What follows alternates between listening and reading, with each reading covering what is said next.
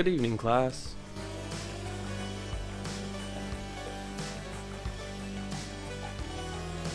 So I've been really racking my brain on how to do this video because I really want it to come across the right way. I'm here to tell you about art. Now I know what you're thinking. Who's this asshole coming in acting like, oh, I'm gonna tell you what art is? Well, it's me. So, what is art? And I think an even better question is what isn't art? And I'll answer that one first. I once had a discussion with a professor one time about what is and isn't art. And at the time, I was of the opinion that anything could be art. This used toothpick, this can of beer, anything could be art. Because art's in the eye of the beholder, I thought. Well, he didn't agree, and I didn't quite understand when he explained that day. But as I finished my degree, I kind of made a realization about what he meant. Art has to have a standard. If everything's art, then nothing is special for being art. The word artful or artistic doesn't have any meaning if everything is art. But what isn't art? Well, art isn't this can of beer. Art isn't a banana taped to a wall. Art isn't a painting that shreds itself after the auction ends. Not inherently. A lot of people made a big stink about the old banana taped to the wall thing because, oh, this isn't real art. But here's the thing, it is real art, and I'll tell you why.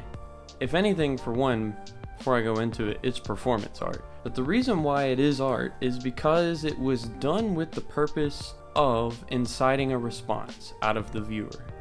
If you've ever seen the work The Fountain, you know what I'm talking about. It's a urinal signed R mutt that was placed in a art gallery, making a statement on what can and can't be art. The thing is it's regarded as a piece of art because it's in an art gallery, isn't it? But it's a piece of art because of what it says about art. Art isn't everything. It's kind of like that Ratatouille quote, anyone can cook. But I realize only now do I truly understand what he meant. Not everyone can become a great artist, but a great artist can come from anywhere. Art could be anything, but everything isn't art.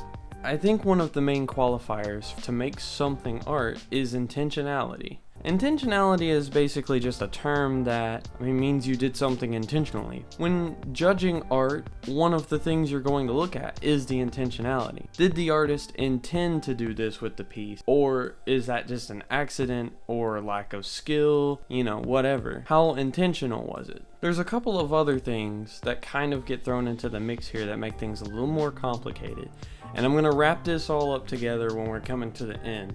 And I'm going to tell you how this has to do with video games. So you have two other things, design and craft. Design can be thought of as applying artistic principles. So things like the rule of thirds or composition or contrast, principles that make good design. That's a little vague, but bear with me. An advertisement is design, but an advertisement isn't art. An advertisement could be art, but it's not art. If you're driving down the highway and you see a billboard that says, hey, trade in your car, you're not generating any kind of new emotion that's never been felt before or having your own original thought other than, oh, here's the information that's communicating to me. Trade in my car, get money, whatever. That's not creating an artistic response. That's not creating art. It doesn't have to. That doesn't mean it's bad design. That's just not what design's meant for. Design isn't inherently to make art. Design can be used for a lot of things. Spoons are designed. Cups are designed. Pretty much everything you see in this world. In fact, I'll even go as far to say everything you see in this world made by mankind is design. The other thing you have, like I said earlier, is craft. And what is craft? Well, craft is kind of like, just think about Minecraft. Craft is similar to design in that you're applying knowledge to create output, but it's different in design in that design requires that you understand principles and you work around them. Craft is applied knowledge. Here's a recorded set of things, enact them, recreate it. craft a crafting table. Get on the crafting table, craft a pickaxe. Take wood, make wooden planks. Craft wooden planks. That's craft. Making a popsicle stick house as a kid. That's craft. Building a real house. That's craft. Now somebody sat down and drafted up a design for the house. That's design. But you, the worker, taking that design to create the house, that's craft. You're crafting the house with instructions. Craft isn't inherently art, but it can be art. Hopefully I've kind of nailed down what is and isn't art, and kind of explained the three main things being craft, design, and art. And now I'm gonna get into why that matters to you. I've been watching The Simpsons, and I notice when I'm rewatching the older episodes, you can really see the human touch behind The Simpsons. You can see those little imperfections in each frame of animation. You can see where the colors don't match up every time. It's really human. Now, the thing that's important to acknowledge about that is, beyond intentionality, I think the main thing that makes art is the human input. Now, I'm not gonna get super into AI art. I feel like AI art is a thing that hasn't completely hit fruition yet at the time of this video, and I don't think it's time to make any kind of statements about it. But AI is creating quote unquote art. They're not creating art. And AI isn't thinking about making you feel a certain way. You may feel a certain way because of art and AI creates, quote unquote art, but that doesn't mean it is art. Because what you need is intentionality. AI is just generating what is being told. So why do I say all that? I see a lot of talk and discussion about the future of 3D rendering and the future of graphics, the future of visuals, and AI also gets brought up a lot. NVIDIA unveiled some AI stuff recently, and it's interesting technology for sure, but I think it's created some kind of a weird standard for what games should look like and what they should be. And I think that's the part that's kind of getting up my ass, is I'm at this point now, I've kind of just stopped caring about graphics. It just seems futile at this point. It feels like, well, we've definitely plateaued, and there's definitely, upcoming improvements, yada yada yada, but why? Who cares? Why do I need my game to look like real life? And I get it, it's neat. But if the game's not fun, then what does it matter? Everything is just really stagnant at this current point in time. And I'm not trying to be nihilistic. I'm not trying to be facetious. It's just, hey, it's kind of at a standstill. Everything coming out is a reboot or a remake of an older franchise. There's a few original things coming out, but they're very short-lived. They don't hardly make it. They're not profitable enough.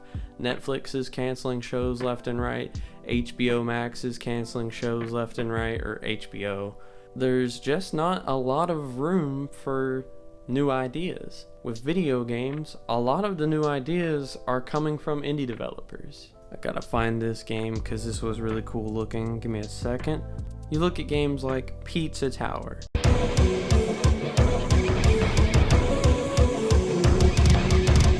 There's a game currently in development called Out of Action.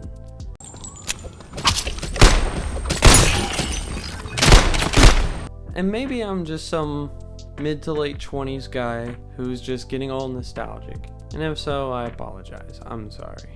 But it's not like I just want more of my old thing. I just want more of anything new. I was thinking the other day about the cartoons I watched growing up. The cartoons I watched growing up in the 2000s, were made by people who were referencing back to their 80s childhood or their early 90s childhood. And same goes for modern shows. In stuff like Steven Universe, you see him playing GameCube. There's a lot of 90s energy in cartoons of today. And there's still my generation of people to go through where my generation is going to be making cartoons, and they're putting more of those 2000s era references in there. So you got things like 2000s era anime references or style references, just, you know, stuff from our time. And I was just thinking, what happens to the next couple of generations of kids? Where the thing is, when I was growing up, there were references to prior generations, but we also had a lot of things of our own that weren't feeding into that. Things like Billy and Mandy, things like Courage the Cowardly Dog, things like My Life as a Teenage Robot, Invader Zim, all these 2000s era shows that still had an inkling of originality to them. And I do understand they are making references to older stuff, but they're not tied to any older thing. I mean, My Life as a Teenage Robot is an homage to UPA art style. Billy and Mandy is an homage to 1980s horror slasher films. I get it that they're still making reference, but they're still also an original idea all their own. And we're still getting original ideas. But we're about to be at the point where everything being referenced, which is like Star Wars, Marvel, whatever, has been around since the 70s, 60s, 70s, sometimes older, and they're just the same tired franchises over and over and over.